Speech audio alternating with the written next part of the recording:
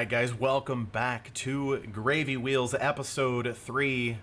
Andrew, Frank, and myself, we are here and we are ready to do the things.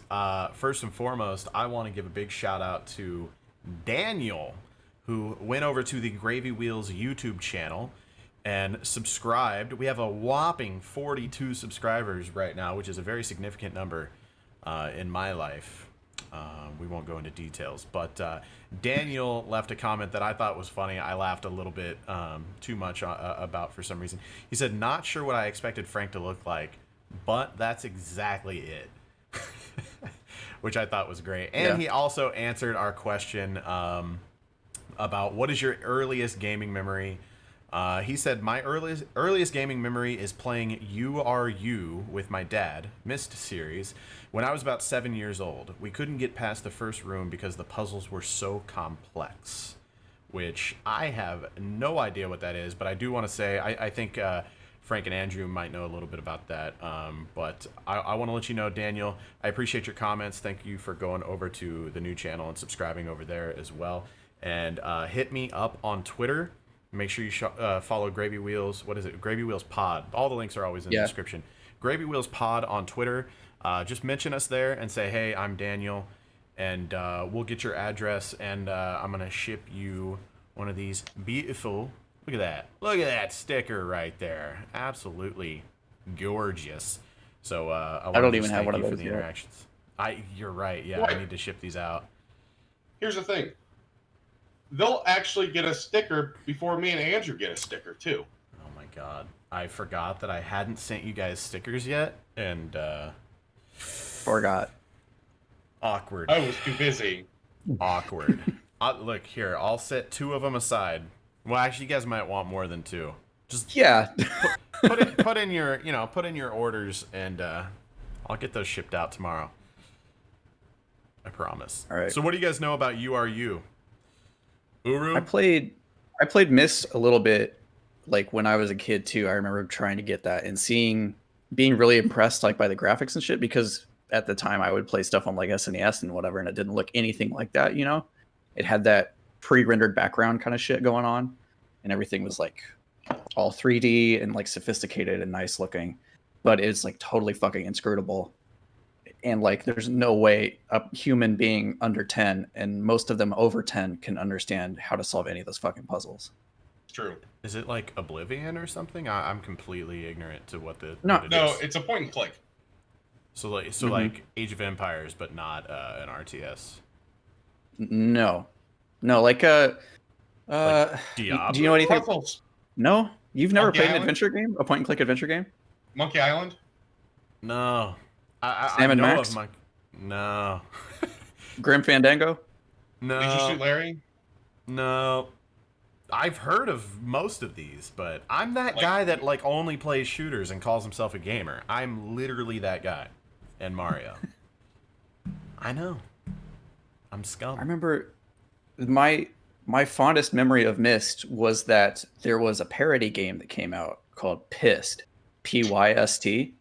Nice. And it had a theme song. It was like the star of the game, who also sung the theme song for it, was John fucking Goodman. And if you want to go look up the song to Pissed, you should absolutely do it, because it's fantastic. It's awesome. So he's sang the theme song that was actually used in the game? Yeah, for Pissed, the parody. Okay, right. That's still... I'm like, I don't know why, but as soon as you said that, I pictured all the like really shitty acting. Do you remember the Command and Conquer games? Whenever they would have the actors like acting out the like commanders in the bunker, like talking about the super serious situation that was happening. I can't like remember any of it specifically, but for some reason they when were you so said John horrible. Goodman. Those like Command and Conquer videos and other games like that had those were like super like overacted shitty like daytime television acting. Yeah, is it was what like they were. it was like They a were. really bad soap opera that you would like find when you're, when you're visiting like a different country and you're like browsing the local channels and there's some shitty local soap opera. That's what it was like. But they were also pretty cool. I'm pretty sure some like decently known actors were in some of those Command and Conquer videos, but I can't think of who. I remember like seeing one recently and I was like, holy shit, I never realized that was whoever. But I I don't know want to who. say Mark Hamill popped up in like a Wing Commander game or some shit. But yeah, there were Really? so many. There That's were so many awesome. games for a while there that used that. Like that was the big thing, especially when like CDs started to get big for games Dude, because you could Mark put Hamill streaming video on them. interacted with one of my tweets one time, and my penis actually inverted itself, and it felt great. I just wanted to let you guys know. So That, He's, that he says that, but the same thing happens when it happens at a truck stop. So Mark Hamill has nothing to do I with tapped it. my foot one time. That's not supposed to be code for anything. I'll have you know, okay? It wasn't my fault. do you guys have any other experience though with like FMV games that have that kind of like what do you got, Frank? Yeah. So no. I had like an old school. It was a Packard Bell Multimedia Center, and it was like $2,000 back in like 1994, 1995, whenever we got it. And they had like an Encarta game where you would scroll through and you would like answer the questions that like you could use with the dictionary software. But then we had got like a Windows 95 computer and we had Mist on it, and that was going back to Daniel's question. I didn't even know that Uru Mist Online was even a thing. I thought there was like Mist 1, 2, and 3, but there's even more of that. But the first Mist was like so hard, like a kid couldn't figure that out, and most adults couldn't. Like it was just so abstract, obtuse. Obtuse, Just- yeah. Yeah. And then I've played Double Switch, and the Monkey Island game or whatever, Sam and Max, Leisure Suit Larry, kind of. How is Double Switch? I haven't played it, but like it's on Switch now, right? Yeah, it's just as horrible as it was whenever you were a kid, if you ever played it, because it's really bad. Because you have to know like when to turn the traps on. You have to watch the FMV and like interact with it real time. But sometimes you don't understand what the hell you're actually supposed to be doing, like Yeah. charging up things or setting a trap. Like you don't know, and that's how games were before we really started gaming. Back before every game had a tutorial built into it. I mean, dude, even like think back to more of my comfort zone, like Doom. I mean, there was levels where you would just, after like 20 minutes of running around in circles, you're like, where the fuck am I supposed to go? What is happening Yeah. right now? Those games were difficult, man. I miss that level of difficulty in games these days. I really do. I've been playing Doom 64 off and on because it came out with Doom Eternal, and I'm running into that same shit where it's like you flip a switch and then you have to run through the entire level again to try to figure out Yeah. what did that do. Yeah, what just happened? That stuff was hard, but looking for those secrets and stuff, I think, was part of the appeal, obviously, you know? Random in the middle of nowhere, like secrets to unlock, and then you would have Yeah. like mini bosses and crap to get better guns and loot and shit. I remember playing through Gears of War 4 campaign. I haven't even beat Gears 5 campaign yet, which I need to do. But I was playing through Gears 4 campaign, and it like I really, really enjoyed the campaign in that game. I don't know if you guys played through it, but it was a lot of fun. But the boss battle was fucking awesome. And I was trying to figure it out, and then like, you know, I probably died like a time or two, or maybe I didn't die, but I was just like still going like, what the fuck am I supposed to do here? And then I'm playing through it on normal difficulty. I always play through normal first, and then if I like really like the game, I might, you know, amp it up a little bit. But playing through it on normal difficulty, and all of a sudden it just tells me how to beat the boss for the final mission of the game, and I was like, what the fuck, man? It like totally took me out of it. I was so pissed that it was like, oh, by the way, if you haven't figured it out yet, here's what you fucking do. And I was like, motherfucker. I don't know. it just ruins it. It's such a massive change, Mhm. like as opposed to like where games were maybe 15 years ago, even Right. not really that long, but Yeah, like Like, Zombies Ate My Neighbors. My brother was over. It might have been like New Year's or something. I had some people over. I don't remember. And we ended up busting out the SNES Mini, the class, whatever you call the new ones that I like modded it and put the good games on it. And so we were sitting there playing that, and you know, like nostalgia. You're just like, oh, zombies, and then you play through the first level, and like, okay, cool. And we just kept going. I think we beat like the first 15 levels or something like that.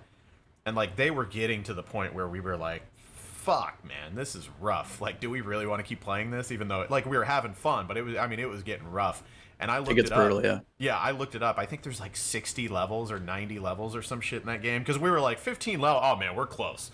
We're close. We're about to beat this shit. Like, this is so hard. Because you start getting to the levels where there's like clone aliens and shit, and there's like these fungus pods that come out of the ground and everything, and you have to like use a weed whacker to even get around the map. It's fucking impossible, man. That game's nuts. I wish games were still difficult like they used to be. It's like, I remember even the pain of like you would go to Blockbuster and get a game and like not, it would come, you would get it home and it would not have the manual with it, and you'd be like, oh, I guess I just can't fucking play this then. Yeah. Because You had no like, idea. there's so much important information just in the manuals and just in documentation. Yeah, I before have a the very- internet was a thing. Yeah, exactly. Very horrible Game Gear and Super Nintendo game that we rented from. It was either Scotton's video or the Aardvark video on either the Game Gear or the I Super don't Nintendo. remember this It's, Aardvark video. I think you're making shit up. Nope, it was there. But it was Krusty's Funhouse. It was a Simpsons platformer game. Yep. Yep. That game was extremely hard as a child. And whenever I rented it, no manual. You didn't get the manual sometimes. Black and white Xerox copy of the manual that you would get in the rentals. Or you'd find one that had like, you'd find a manual that had like salsa stains on it. You'd be like, fuck. But then every once in a while, you'd get the manual, and it would have like all the level codes written in the back of it, or some of the cheats. Yep. Yeah. Yep. Like that's what I remember about the Lion King. Speaking of difficult fucking games, that game has almost broken me as a full-grown man multiple times. Every once in a while, I just go back to it and I stream and try to get through that game, and I'm only about 3/4 of the way through, technically by cheating, because if you guys remember, the reason that game's hard is because you can barely acquire lives through the levels. The levels are hard Restart over enough. and over. Yeah, the levels are hard enough as it is, but you just eventually get to the point where you run out of levels unless you're a fucking wizard. And the only way that you can really beat the game, unless you're a god, is you have to enter the level codes to get back to where you were. And yeah, well, there's a cheat code that I think you can change it to easy difficulty, basically, and that gives you more restarts or more alive. I can't remember exactly how it is, but that game, I still want to beat it. And that game's fucking great too. I don't know when's the last time you guys played that, or if you played through it at all, but it's like actually really accurate to the movie. A lot of the levels are like whenever they're when they're in the whatever, the canyon and the stampeding whatever, kill Mufasa, spoiler alerts. Well, I guess the stampede didn't kill him, but you guys know the story. But you actually get to be like Simba running from the stampede, but it's like Simba's running at you and the stampede's behind you, and you have to dodge left, right, and middle, but you don't know necessarily when like the logs and rocks and shit are coming at you. I know I'm using a lot of hand gestures here, but it's very... And, it's like a reverse Crash Bandicoot situation. Yep. Exactly what it is. And whenever, I don't know when that game was made, like late 90s, something. 93, 94, 95. That level is like completely designed on depth perception. You're supposed to tell like whenever the stampede's close enough that you need to get the fuck out of the way. But you're talking about an SNES game, so it's just like, dude, so hard. But I love that game. So good. What would you, both of you, say is like the hardest game that you've ever finished, that you've ever like really committed to finishing? Finished. Dude, I don't know. Like, I was listening. I'll stall so you can think. I was listening to a podcast today where people were talking about Getting Over It with Bennett Foddy, and I'm sure Frank has listened to it too. Yeah. It's like just like the hilarious extreme difficulty of that game for the sake of being difficult, right? But also the level of like thrill you feel when you finally do summit that mountain after tons and tons of tries. Yeah, for sure. Because like that, the whole point of that game is just that it's just you getting better. Right. Like that's the journey you're on. There's no like growth of power in the game or anything. It's just all skill. That's the pickaxe in the kettle game. Right? Yeah. Yep. Yeah. You know that, right? Yeah. I played that for like 20 minutes and I was like, I'm good now. Thanks. Didn't Bennett Foddy, or what, I clearly mispronounced his name, but didn't he also make Quap? Yeah. Yeah. That Guy. I guess he likes video games, but he just hates people. He hates Like- gamers. I love games, but I Yeah. fucking hate the people that play them. Did you ever think about how your hips and your knees work together? Here's Quap. Yeah. But that like started a whole different wave of like weird Yeah, games that They really are did. very, very pleasing to me. Like, you know, your Surgeon Simulator and I Am Bread and all that shit is like such a direct descendant from Quap. So I think mine might be not that the game itself is necessarily considered difficult, but the way that I did it. Call of Duty 4, I beat whatever it would. What's the hardest difficulty in that game? Expert, Legendaries, Equestrian. Halo, whatever it is, the hardest difficulty, and I also got all the achievements. So like, and in doing that, you have to beat Mile High Club, the mission at the end. I don't know if you guys are familiar with that one. You have to like move through a fucking brilliant game design single player level where you infiltrate a plane. It's actually Air Force One. The president is being held hostage by terrorists. And there's terrorists all throughout the plane, and you have to move from the back of the plane to the front of the plane where the president is being held at gunpoint, and you have to clear the mission in like it's fucking like 45 seconds is the duration of the entire mission. But you end up just sitting there playing it for hours and hours and hours and hours, because if you don't throw every flashbang in the exact right spot at the exact right time and make every shot count and all that shit, then you cannot make it to the back of the plane in time, and then you have to make the shot on the guy holding the president hostage. So I did that, beat the game through the highest difficulty, and then Mile High Club for that hardest achievement in the game. And then I actually did it when they remastered Call of Duty 4. I did it on the remaster as well. And a lot of people, if you look it up, I don't know exactly why, but a lot of people say that the remastered version of Mile High Club is even harder than it was in the original. But I've done both, so don't mean to toot my own dick, but kind of a big deal. Yeah. So So we're that here would be tooting mine. dicks. Yeah, this is tooting dicks. So what's yours, Frank? That's what I actually got 3. The Wow, talk about tooting it makes dicks. it no, like the hardest that I've played in the past, the hardest that I'm currently playing, and something that I'm replaying that has always been hard for me.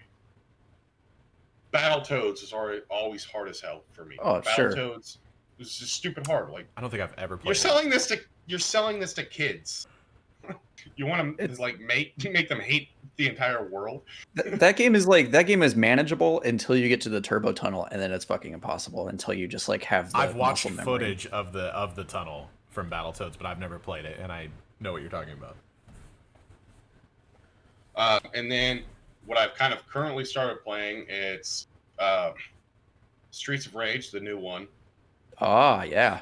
That just there's something about it where like I can get like 5 story levels in, and then I just can't beat like the end game boss. I just can't do it. Can you pick Even up where in you left co-op. off, or is it built Yeah, like? Okay, Yeah, checkpoints at stages. that's good. Dynasty was really hard to no. Destiny 2 to start the story off and everything is just ridiculously hard. I'm starting this as a new player. I shouldn't have to like super search for like the original story missions to kind of get the lore and understand how things work. I shouldn't have to take that far into it. But the hardest game that I've never ever been able to beat due to technical difficulties was Shenmue on the Dreamcast.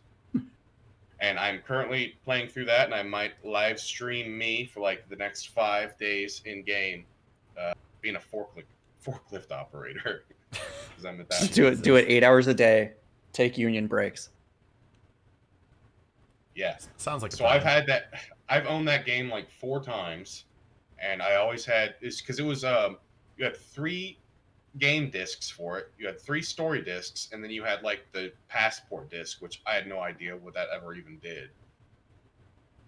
Yeah, it had 4 discs, but I would always end up with a scratch disc. That's like if you buy that game for Dreamcast, you want to make sure that all 3 of them work. It's like Final Fantasy VII or whatever, where you don't So many progress if the disc doesn't work. games were like that back then. Yeah.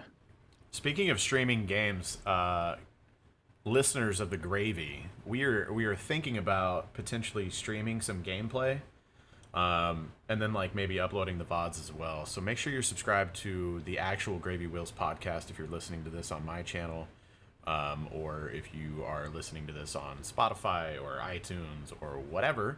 And yeah, we haven't really decided how we're going to do that, but the idea is that we would stream games sometimes individually, just as whoever wants to, or ideally as a group, either on Twitch or here on the Gravy Wheels YouTube channel. But yeah, more information to come on that as we figure that out.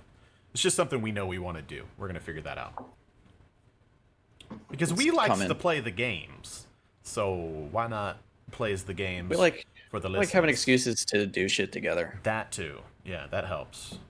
For fun and profit. Right. We try to play games with each other once a week anyway, so why not just make that, like a live stream session, and then we could have like a night a week where we record the pod, and then a night where we do the gameplay, or maybe like maybe the live stream is the post show of the podcast or something like that. We'll figure it out, but we've got plans in the works.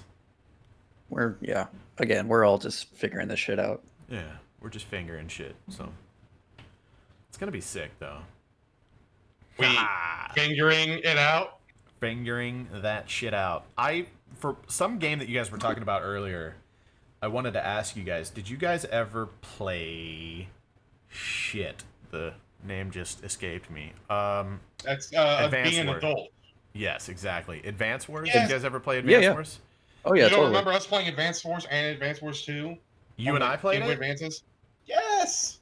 I mean, I definitely remember playing it. The one I remember playing it with the most was like my cousin, Brad. Whenever we would, Yeah. I don't know where the fuck we would have been going. We were on like a road trip though, and it was like to Springfield, so a couple hours or whatever. So, but even like a couple hours in Advance Wars wasn't always enough time to finish like a game of Advance. Like that game was so much fun.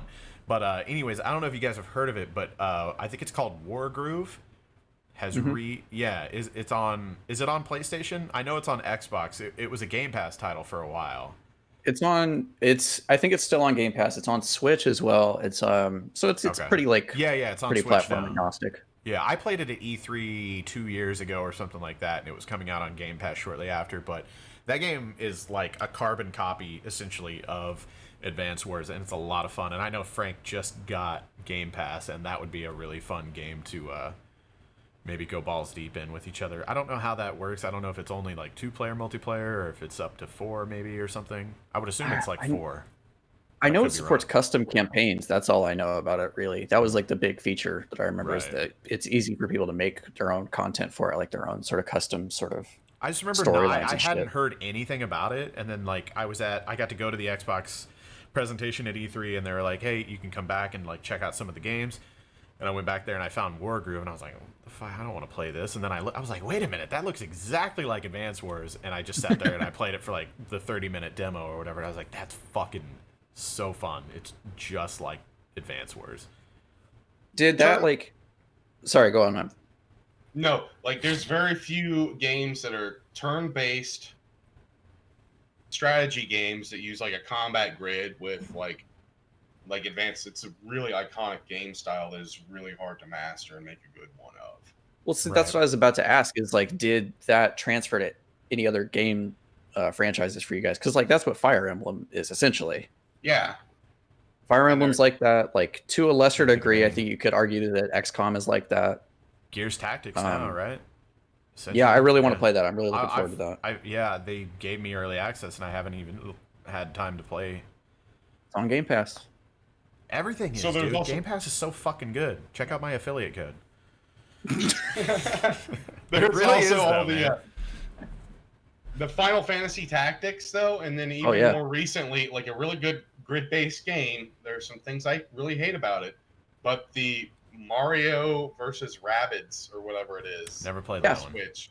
It's grid-based, but you get like movement actions as well, so you can slide into somebody or jump on top of them and then bounce away and then shoot at them.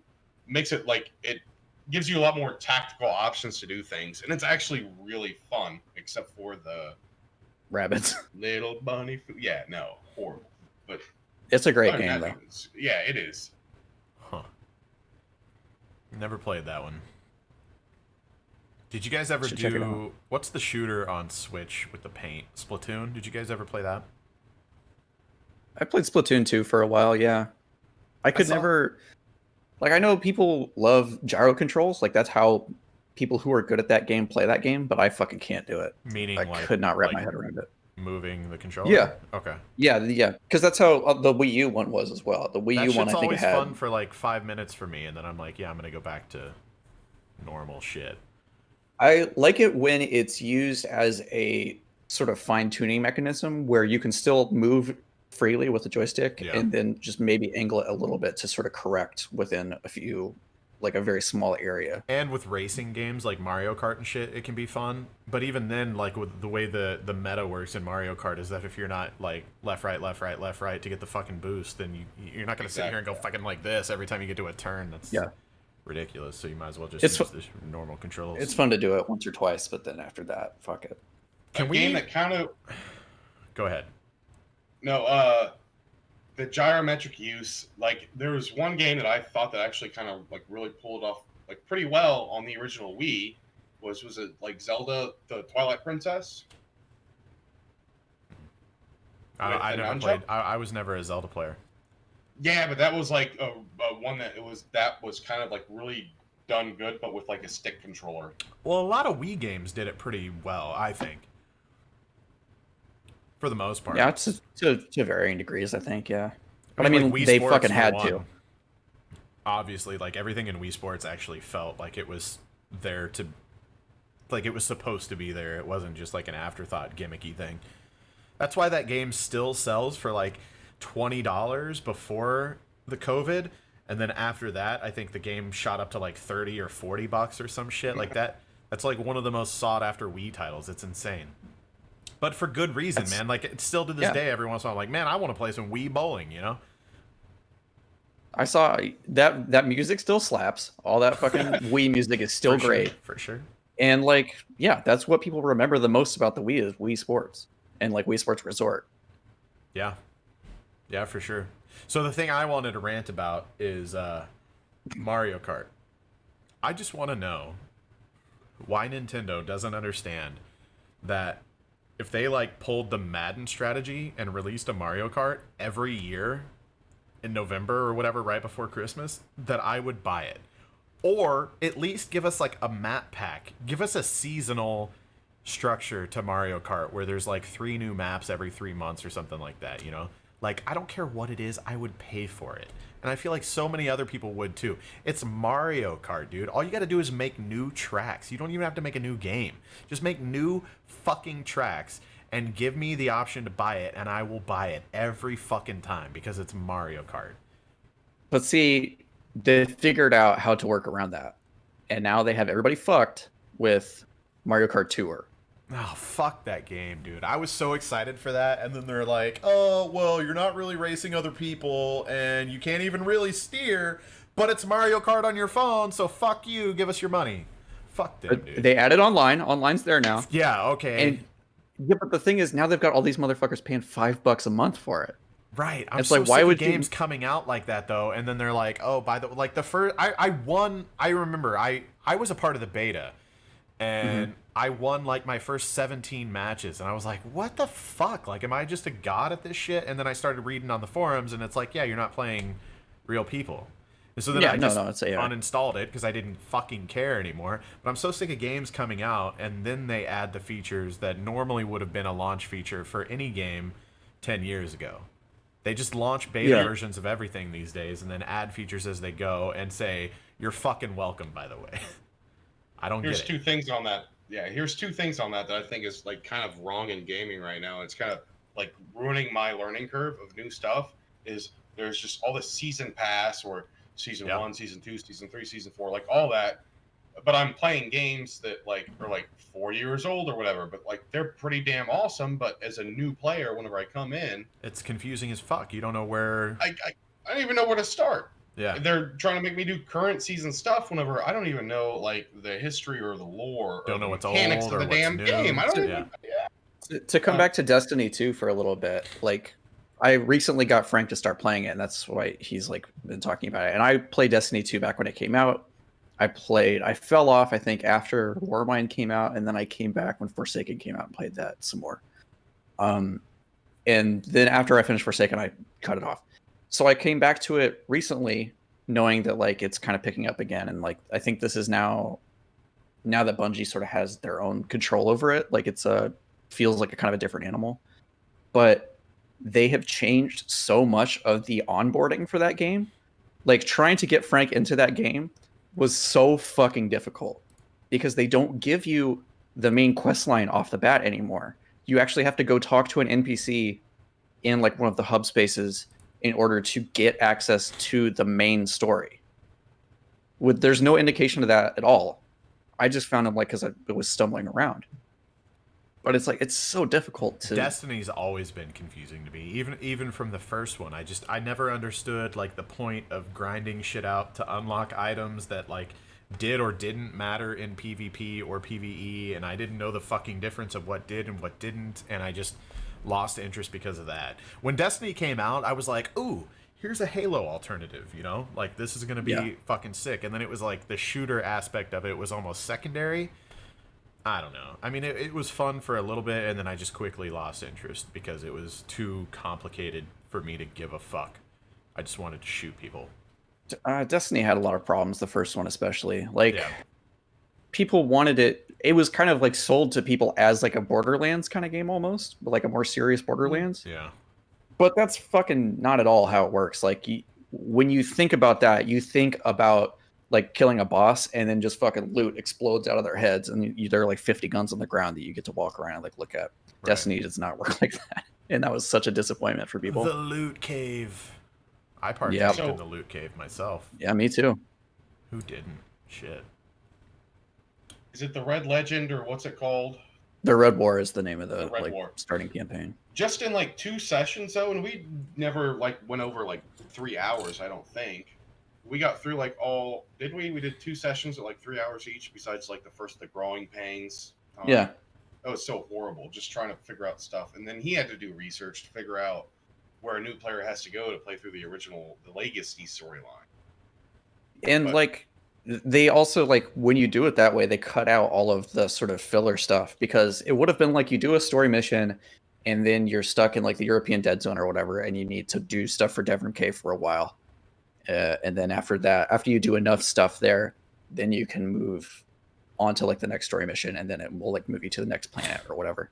But the way that it's set up now, it's like you just go boom, boom, boom through the story missions, and it lasts like 4 hours. It's super short. It's a real shame because like those environments are so fucking well designed. There's so many cool nooks and crannies and like little secrets and lost sectors and all that stuff. But now there's like such little incentive to go explore. And my piece of crap computer can actually like play it very well. It's very extremely well optimized. I think we should probably stop talking about Destiny 2, but like I've actually had really good fun with it. Let's just say Gaul. Is his name Gaul? Yeah. Okay. He looks like Dick Cheney with a huge mouth gash if he was a space marine. That's Gaul. Pretty much, yeah. Yeah, and that's who he is. So that's been a really fun time. What have you been playing a lot there, Jehovah? Just fucking Halo 2, man. I can't stop, bro. I actually watched a video today from some Halo like news channel, and they were talking about some Infinite information came out, which wasn't much at all. I got clickbaited. Okay, basically, some kid tweeted at 343 and was like, "Bring back the medals. Like no one gives a shit about, or bring back the importance of medals." I think is what he said, which I completely agree with because in the last couple games, I don't know if you guys played much of like Halo 4, Halo 5 multiplayer, but anything, it would be like, you looked at a man and then your teammate killed him, so here's a medal. Like every fucking, and then if you actually got a kill, it would be like, dude, I can't even think of like examples, but you would just get like a standard kill that wasn't anything special, and you'd get like 3 medals for it. And then if you got another kill, you know, it'd be like 4 more medals, and it's just like it took what was special about getting a medal in the kill feed away from, you know, like there was no, it didn't feel rewarding anymore. You know, that it back in like Halo 2, Halo 3, even Halo 3 was like the start of the demise, I think, because they started adding weird shit. I think you started getting assist medals, and like if you killed somebody that was lunging at you with a sword, then you would get a bull true and shit like that. In Halo 2, like the only time you got a medal was a multi-kill, a sniper kill, a melee kill, a stick, you know, stuff like that, a splatter. You know, it had to be like something significant. But we've got these like fucking participation trophies in Halo 5 where every fucking little 8-year-old dipshit that boots the game up feels special. But then you've got people like me that have been playing since the first fucking game, and it's just like spectacular. Exactly, and then it's just nothing special anymore. So he mentioned that, and then the developer, or I think it's the lead community manager for 343, he replied, and he was like, this feedback is definitely noted, alluding to the idea of like, hey, you know, we understand, we're already kind of, you know, obviously like a community manager wants to be like, yeah, we got you, but they can't like give any hard information on what's about to come out. So I did enjoy seeing that. And then they were talking about how Halo 3, the test flights, which is like basically the beta for PC Halo 3 Master Chief Collection, is going to launch early this month. And then, yeah, Halo 3 multiplayer and Forge should hit PC soon after at some point. So I would assume by like the end of the month, maybe next month. But exciting stuff, man. I'm excited. I don't know if you guys would be interested, but I believe Halo 3 had 4-player multiplayer, didn't it? Or was it just 2? I think you mean co-op? Or yeah, co-op. The campaign. Let me Google that. Let me Google that shit real quick. Maybe. I think Reach did. Maybe that's Reach is like the only one I remember. Halo 3 supports up to 4-player co-op. Yeah. There you go. Well, originally it did. I would assume that when it gets re-released on Master Chief Collection, if things work, it will also have 4-player co-op. So if you guys are interested, maybe we could do that. I don't even know if you guys have ever played through the Halo 3 campaign. Oh yeah, played through all the fucking Halos back in the day. I think I played. You gotta play through the Halos, man. I can't remember if I played through 4 or not. I know 4 is the last one I played, but I think maybe I just Which one played was the it that multiplayer was it 4 or 5 or both? Where they're like, hey, we know that this entire like world and franchise and all the people buying this game love Master Chief, but we're gonna have you play as like, you know, somebody else. I mean, you'll see Reach. Master Chief. Well, Reach, yeah, dude. There's still a lot of like Derek, our friend Derek from back in the day. Reach is his favorite Halo, and I still bust his balls to this day. Objectively wrong. I mean, I'll take Halo Reach over like 4 and 5 and ODST. Pretty damning. I haven't played 5 yet. It's definitely not my top because 3 is where they started fucking up. 3 is when they introduced equipment. I don't give a fuck who you ask, and if you answer any different, you're a fucking liar. Bubble shields and health regens, who gives a fuck? Get them out of here. No one wanted that shit in Halo. Fucking regen and a fucking bubble shield. Fuck off.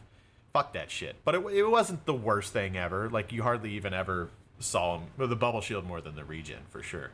But they just didn't come up much. The energy drainer, whatever that was called, that thing got used quite a bit. That's the only other one I can even... There was 3. Was there a flare or something maybe too? I can't remember, but... The equipment wasn't bad. It was like, okay, we can deal with this. And then Reach came out, and they're like, let's make a hero shooter. You know, that was like, was that still who fucking made Reach? Was that 343 or Bungie still? It was Bungie. That was still right? Bungie. It was still Bungie. I think Yeah. that was like the precursor to Destiny almost, because if you remember with Reach, they started making like there was classes, and you basically like picked a hero because you would have armor lock or sprint or I can't remember the other ones, but my point Yeah, is just- fuck armor lock. It's kind of like a proto hero shooter. Kind Yeah, of idea. it was like early thoughts of what eventually became to be Destiny. Which is a big thing that whenever me and Andrew have been playing like our last 2 sessions, I'm like, you can tell that this is built by Bungie. This is built by like the original Halo guys because it has their uniqueness to it. Like Right. the first before it went to 343. Well, what did they Has- did was like Marathon and then Halo and now Bungie, right? Like that's about the only 3 things that they've done, I think. Did they make Oni? Is Or that am I fair to thinking? say? No, I think Rockstar made Oni. Can't remember. I feel like there's another weird game in there that Bungie There made, might but I be, can't yeah. remember it. But they've been fairly original, like through the entirety of the existence of that company, is what I'm saying. Which is I mean- nice. But now at this point, like I don't give a fuck about Destiny. I wish they'd just leave that shit and then make like a new shooter that's similar to Halo, because 343 Nah. has ground that shit. I mean, drove that shit into the ground so far that it's just like almost unrecognizable, and it's a fucking insult to Halo fans. Daddy Yeah, I needs his said it. Destiny. I'm sorry. I have friends at 343, and they're nice enough to hook me up with their games, and I love Microsoft and all that shit. But 343, god damn it, listen to the fucking people.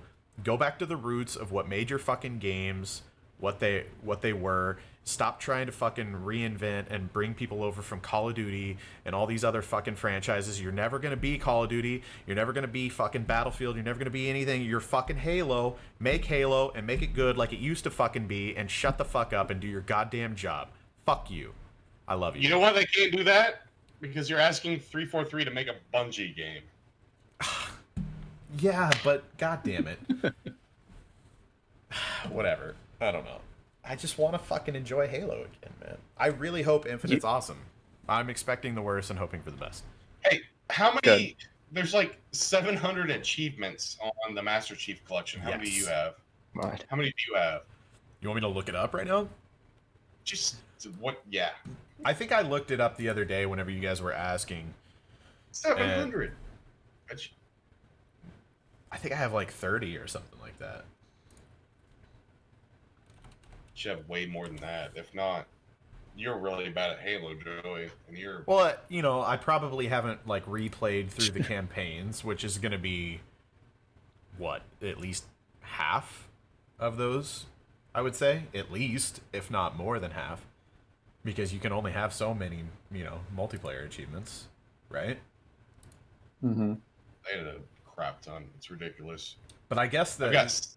I guess they are like cross-platform or whatever, because I was looking at my Steam or I was looking at my Xbox activity feed or whatever, and I'm getting Halo achievements, but I've only been playing Halo on PC, so. Is there a unified like sort of strategy about achievements now, like in games? Because I remember when the 360 came out, it was every game had 1,000 gamer points worth of achievements, right? It's And that not was like the anymore. max. Yeah. Yeah, no, I know it's not that anymore, but it's like, how is there a limit, or is it like, because I do see games like this that have like fucking 600 achievements, and I'm like, I have no So- concept for this anymore. There's 7,000 gamer score available from the Master Chief Collection. I have 630. And I play quite a bit of it, so yeah, I have 9%. And if I click on it, it doesn't even load any information because Nice. yeah, so But it's stupid how they incentivize us with like crap like medals in matches and then like achievements. but achievements in though. the day though were the shit. Back in the day, come on, man. Like I don't know about you guys, but I got straight addicted. Like I was the guy that I had a Yeah. GameFly account and I was renting games based on how easy I could get achievements from them. I was renting the sports games at the time because they had like 5 achievements and you could get 1,000 gamer score from those 5 achievements. Yeah. I worked at a movie rental place when I moved out to Kansas for a while, and I would just like, because I got free shit, so I would just take home whatever Xbox game I wanted to Yeah. and like King mine Kong. it for achievements. Remember that Yeah, one? just like get whatever I could out of it and then return it. And you Yep. know, King Kong was one of those where you could like beat the campaign, and it wasn't the longest campaign, probably less than 5 hours or something like that, and you could get a full 1,000 gamer score from it. is that 'Cause a it was- launch title? I don't know. Yes. Maybe it was a fairly Close. decent game. I remember thinking that it wasn't like terrible. It was kind of like I they didn't- kind of made it like a Tomb Raider. It was like a little bit puzzly, you know. Mm-hmm. It was fun. I enjoyed it. But then there was a lot of sports games that I was like, oh, this will be a easy full 1,000, and then I'd get like 2 or 3 achievements for like 200 a pop, and be like, fuck this, I'm done. I've just never been a big fan of sports games in general.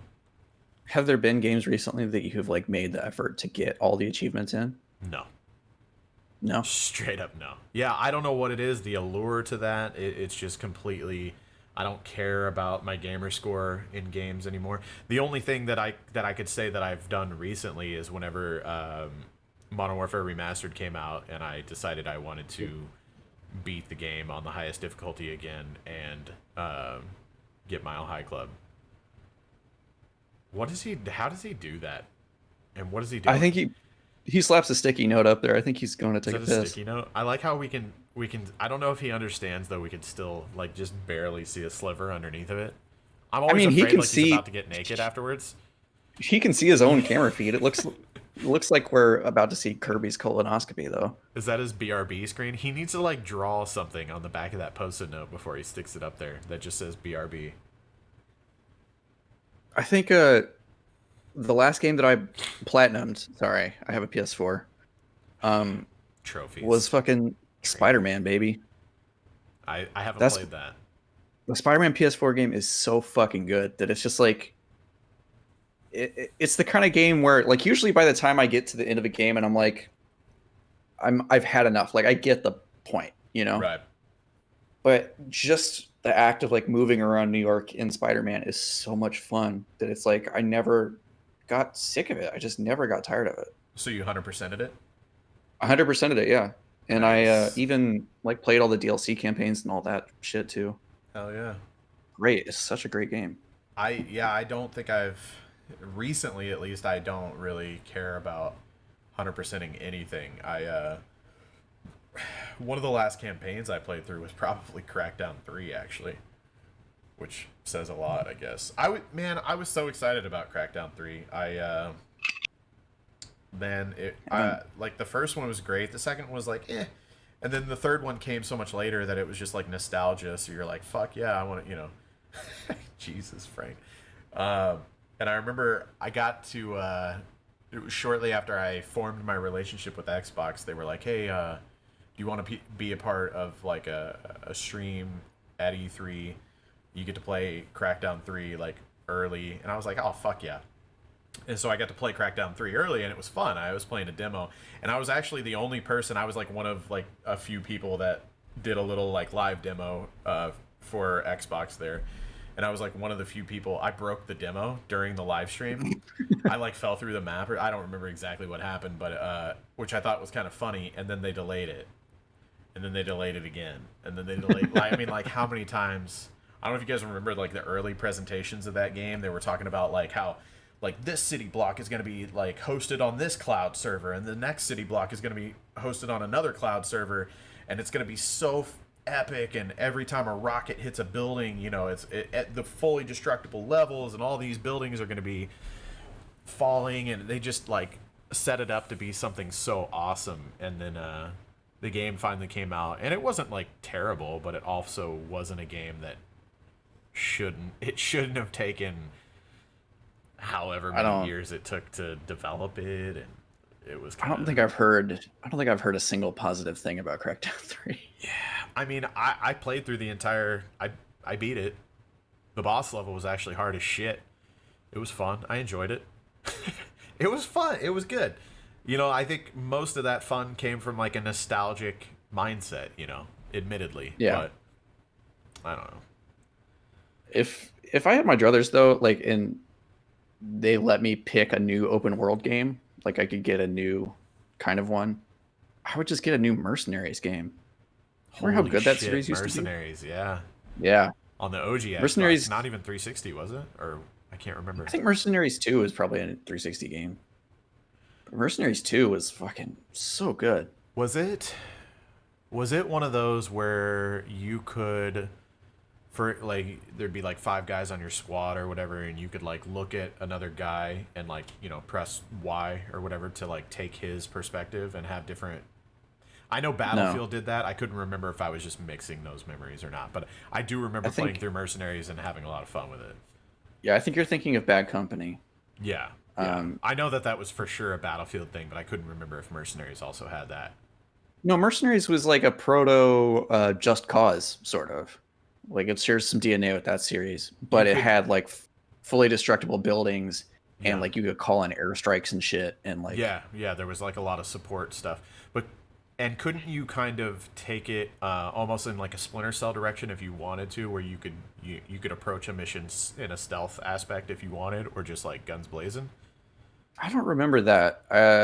I don't remember the the sort of like gameplay actually being that robust. I remember it being sort of like a kind of boilerplate, like third-person shooter sort of. Yeah. Like experience actually I playing wish the I game. remembered more. I know I played the shit out of one. I think the first one. I don't even know if it was a second. What game had really good destruction, like physical walls and stuff? Red Faction 2. Red Faction and Renegade. Red Faction, dude. Yeah. I would run They around. kind of like built. Or Guerrilla, not Renegade. Yeah.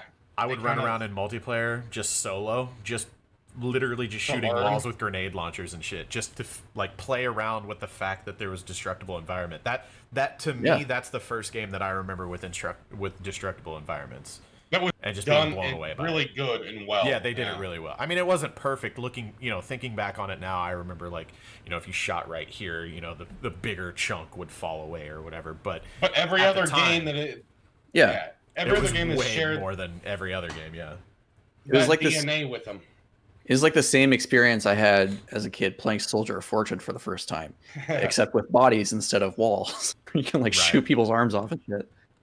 There was a game recently. I don't remember what it was, but it was a shooter game, obviously, because I played it, and that's the only shit I play. But there was a stop sign. I think it was a the Ubisoft game in the city. Watch Dogs? No, third-person shooter. The second one just came out. It's like about dystopian New York, like. The Division. Yeah, The Division. I think it was The Division where there was like the stop signs and shit in the cities. Like if you shot it, there was like real-time holes exactly where you shot in the signs, and like the lighting would actually work through the signs and stuff. And I remember being impressed by that, even by today's standards. Because I don't know about you guys, but that's like one of the very first things that I do when I'm playing a shooter.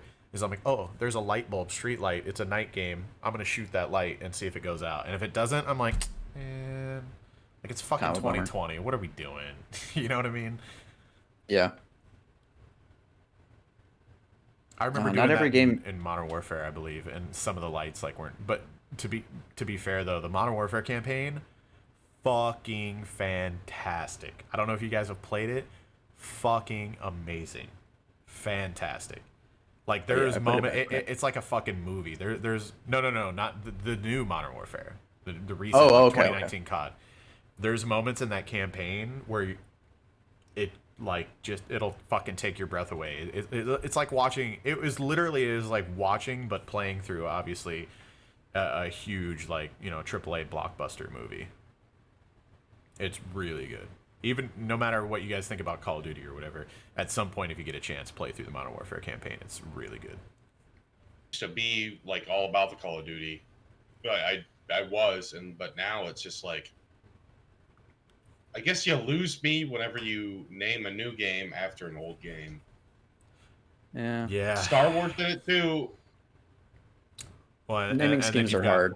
Then you've got Xbox naming consoles like they went to like a preschool playground and was like, "Hey, what should we call our new console?" And just took the first thing that someone shouted out because there's no rhyme or rhythm to it whatsoever. How do you go from Xbox to 360? 360 wasn't bad. It was like, all right, what? I mean, it was weird, but like, I think the reason we give that a pass because the 360 ended up being a pretty fucking fantastic console. Yeah. and then you go to the one, and then what is the next one? I can't even think of it off the top of my head. It's the Series X. Series X. Project X is already a thing, right? No. Oh God, see, I don't No. know. But there's so much. There's This- Xbox One, Xbox One S, Xbox One X, and then, right? There was the S for a long time, and now there's like, Yeah. The S was like the don't slightly even know, smaller man. one. yeah, it just Slightly got like slimmer. streamlined, sort of redesigned version. Yeah, and then And what there's was the the Xbox one that was One. more powerful? That was the X, right? Xbox One. Yeah, X. Xbox One X. Yeah, and then next generation is Xbox Project X, Series X. Series X. Fuck, see, That's how bad it is. I'm an Xbox fanboy, and I couldn't fucking tell you. But like I do enjoy how everybody just universally agrees sort of right off the bat that the Xbox One was just going to be the X bone.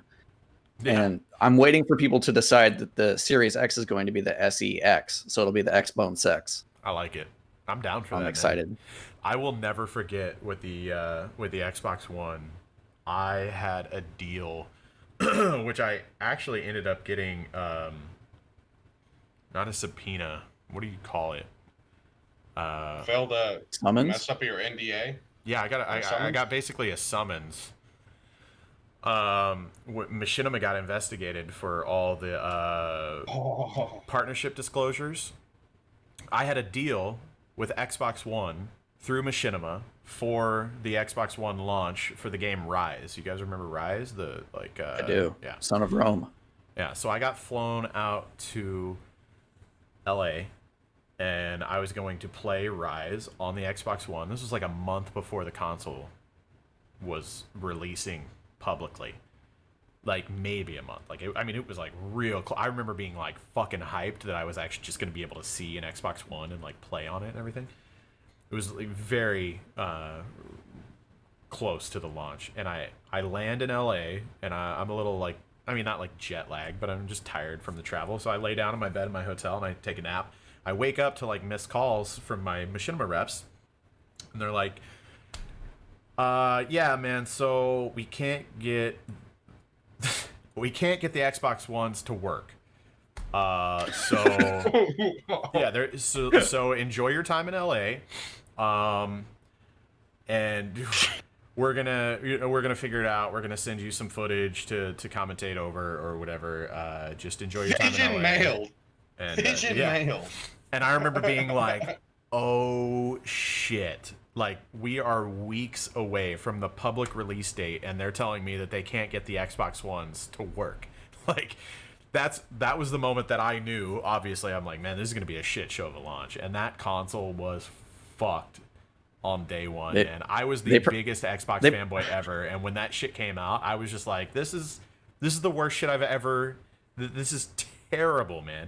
It barely fucking... They probably just forgot to plug the Kinect in, and that's why it wasn't working. Probably. It was like, I couldn't even... When that shit came out publicly, like, the first week, I was just like, I can't even figure out how to add a fucking friend. Are you kidding me? Let alone, like, get somebody in a lobby with me to play a fucking multiplayer game. Yeah. That was the worst shit show of a console launch in my experience of gaming. It was fucking terrible. And it took a solid year or more before, like, now, I think the Xbox One is a very solid console. The user interface isn't my favorite just because it's, like, different and everything. But it's way better than it was at launch. You know, adding friends and everything isn't that bad. Getting people in lobbies, voice chats, stuff like that isn't terrible. But, man, it's come leaps and bounds beyond what it was at launch. At launch, it was rough, man. Really, really, really rough. There's just like, people should have so much experience at this point designing like user interfaces and like how things are going to connect to each other. But it still seems like such a rarity when you find something that is not just a complete fucking pain in the ass to navigate. Yeah.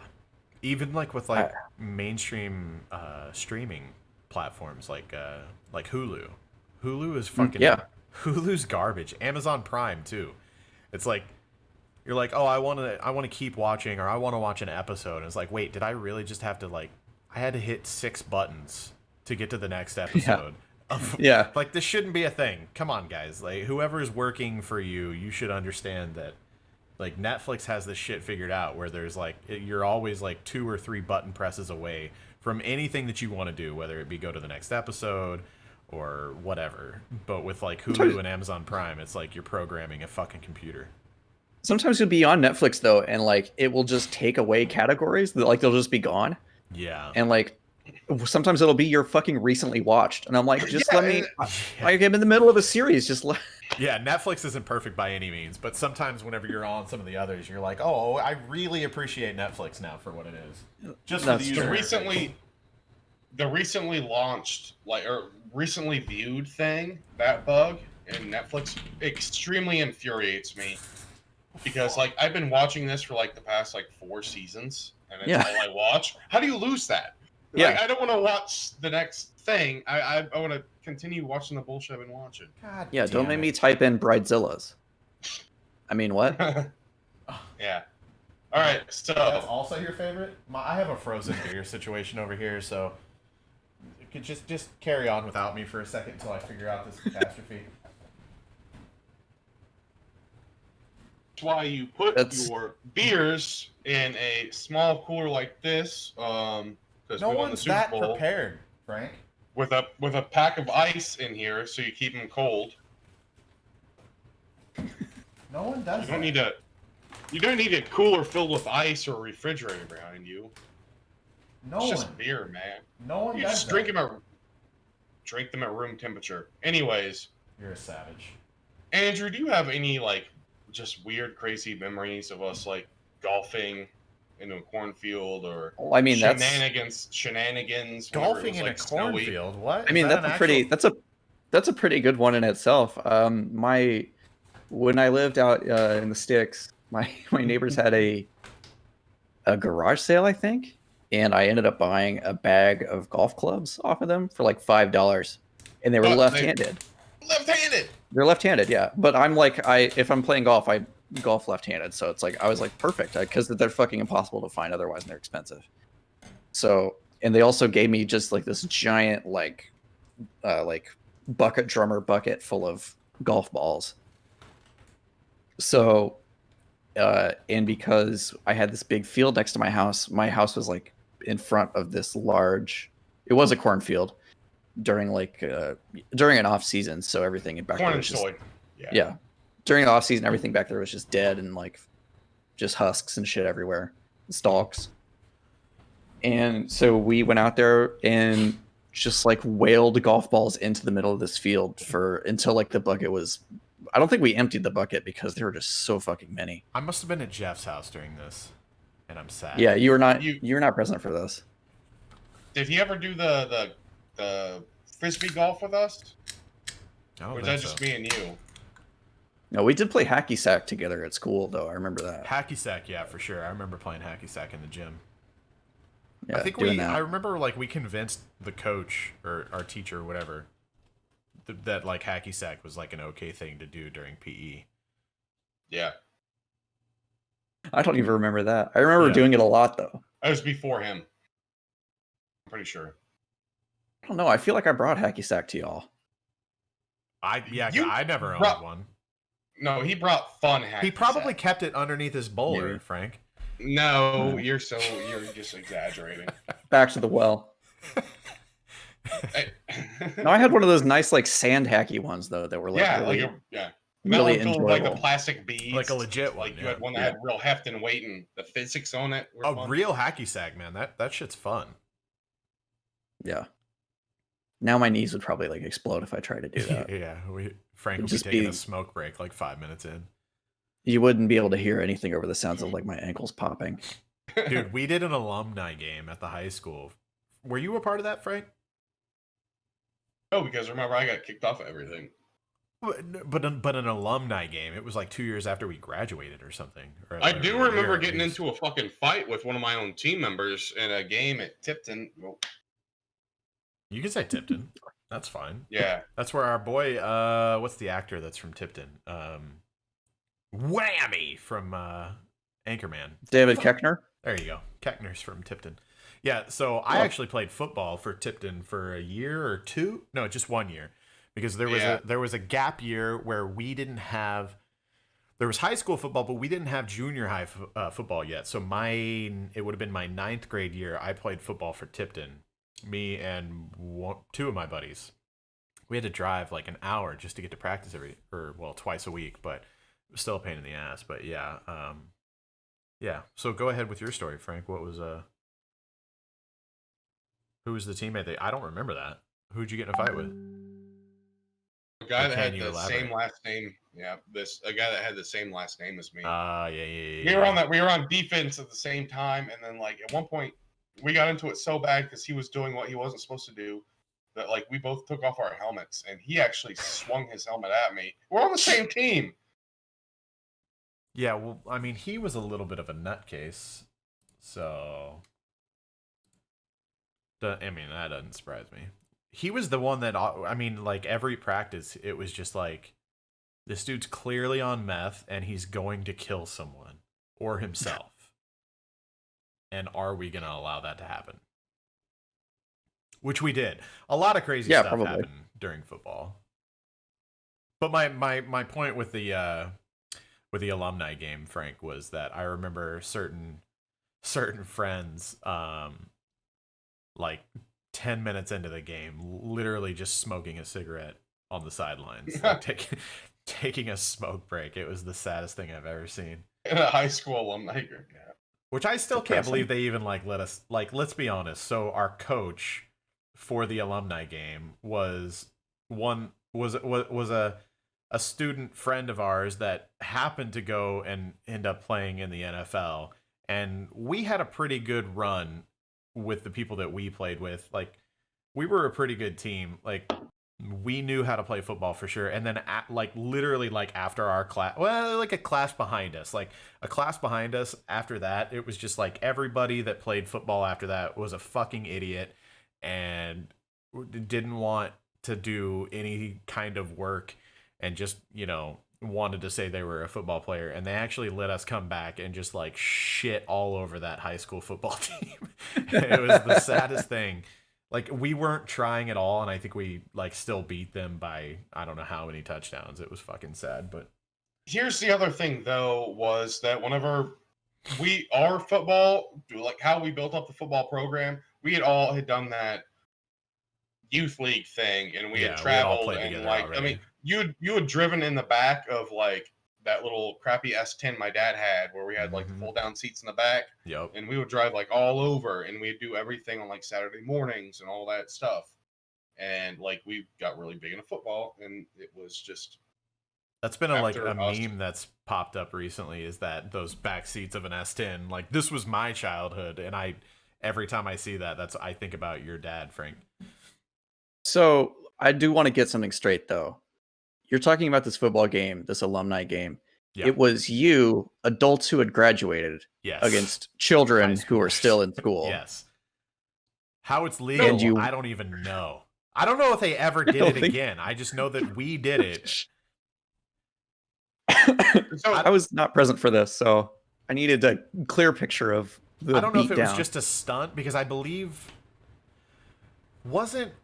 our coach who went on, our school friend who went on to play in the NFL, when he was the coach of the team, I think he was currently in the NFL, so it might have just been a stunt to be like, hey, he's back and he's coaching the alumni game and you guys should come out, you know what I mean? It might have just been like one of those kind of things. Because I don't remember any other alumni games ever I don't remember ever watching one. Definitely never played. Well, when Frank and I were playing, I don't think the football program was even old enough for an alumni class to come back and play us, first of all. But I don't remember ever hearing about it again. That is a beautiful pussy. He's been laying on my lap this whole time. That's so hot, dude. So hot. I am very hot because he is laying on me. And I had to shut. shut my fan off so we could record. I know, yeah. Any crazy stories, Andrew? I want your perspective of being in the Crown Vic or the Candy van. Oh, the Driving- van. Why you gotta bring only my vehicles up, man? Because you had like the most So I such mean, vehicles. You drove a context- fucking giant conversion van. It was like And it's like so many of those roads were gravel roads, so driving that thing around was just like it was just constantly like snaking around. It's like it hated its own weight, and it really didn't know how to handle being on that kind of surface. The steering on the van was like playing Crazy Taxi in real life. Kinda, yeah. There's like a lot of fishtailing. There's a lot of fishtailing going on. I'll tell you what, man. Driving. So my first car, for context, was an '87 Ford Crown Victoria. Google it if you don't know what that looks like. It's a boat, like literally, like just a giant 4-door sedan boat. V8, lots of fun. That got totaled on the way to I was driving to the first day of my first job, which was just a summer job working at a firework tent. I was sitting in a stoplight and I got rear-ended by a guy in a big ass truck with a flatbed trailer. He had like a tractor on the back. He was pulling so much fucking weight. By the time he realized that I was stopped at the stoplight in front of him, it was too late, and he just smashed into my back end, totaled it. We traded that car for a '97 Dodge conversion van. Like it was like that. All he wanted was the engine out of the Crown Vic and $800, and I got this van. The van was badass. Okay, it had like your racing seat, cockpit seats, whatever you want to call them, in the front, right? The front two seats were that. The two seats behind that were also like these nice like cockpit seats, and then behind that was a bench seat, which also happened to fold back into a full bed, purple curtains, purple carpet, totally the shit. He's not lying. He's not lying. I swear.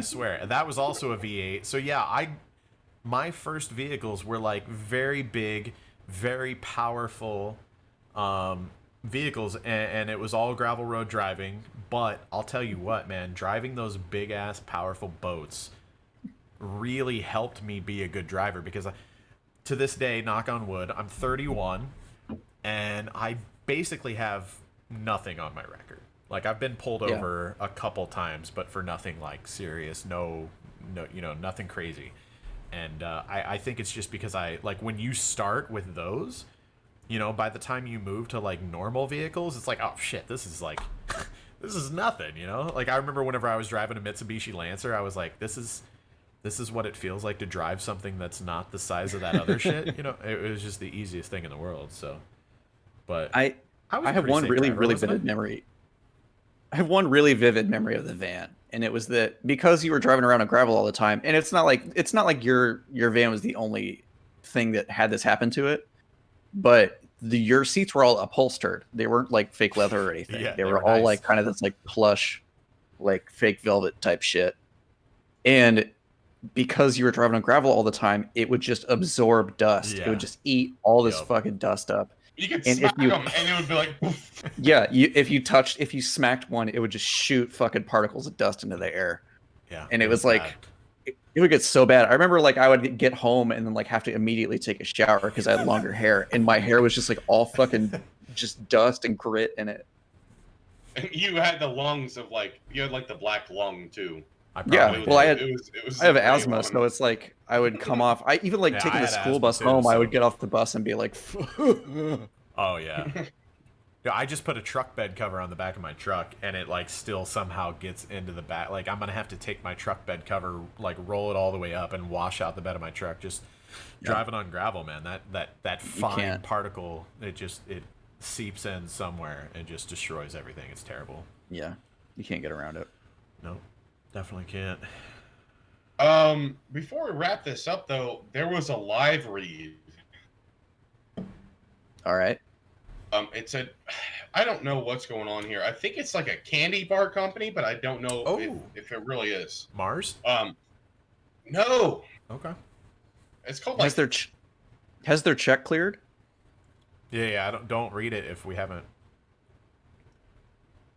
Have any of their checks cleared? I mean, you got a rock. I got some fish food, and we got like some backwash, like. We got samples. We're good then, I guess. Moonshine, yeah. But... we'll do it in good faith. Okay. They're called like Fit Cat. I don't know why they say that they're like a candy bar company, but it's called Fit Cat. And I don't know. I guess You just open it up, and then you get a cat that's all running around crazy, and then you get fit because you gotta take care of your crazy cat. You got Fit Cat sent you one of the Fit Cats. Okay, all right. Yeah. There we go. How much should we get for that deal, Frank? This one's broken though because he does not run. He just lays. Sponsors only sent a cat that kind of just loafs around, I guess. So our sponsors really ain't. This is actually next week's sponsors. Loaf a Cat. Physically handicapped cat is what they sent for the payment. That's perfect. I think we need to raise our standards, guys. To be honest. We'll try. Okay. Beggars can't be choosers. Yeah. Well, guys, I think that is going to wrap it up for episode 3 of Gravy Wheels. Make sure you are subscribed / following all the things. We're on Twitter. We're on YouTube. We're on Instagram. We're on Facebook. All the links are Stitcher, in the description. Yeah. Stitcher, Spotify, iTunes, Podcast Addict, I think. All the stuffs and things. And if we're not on if you something have out there that you want us to be, let us know. Exactly. And thank you to Javelin for letting us use their song Soda Popinski for our intro. Hells yes. And thanks for all the people that have been leaving comments and stuff. We really like to read those comments, and we want to start integrating comments and feedback and stuff into these episodes. So if you got anything for us, let us know. We love you guys, and we will catch you guys on the next episode. You got a final word for us, Joey? Oh, final word? It's his turn. Yeah. Shit. I didn't prepare. You just can't go to YouTube.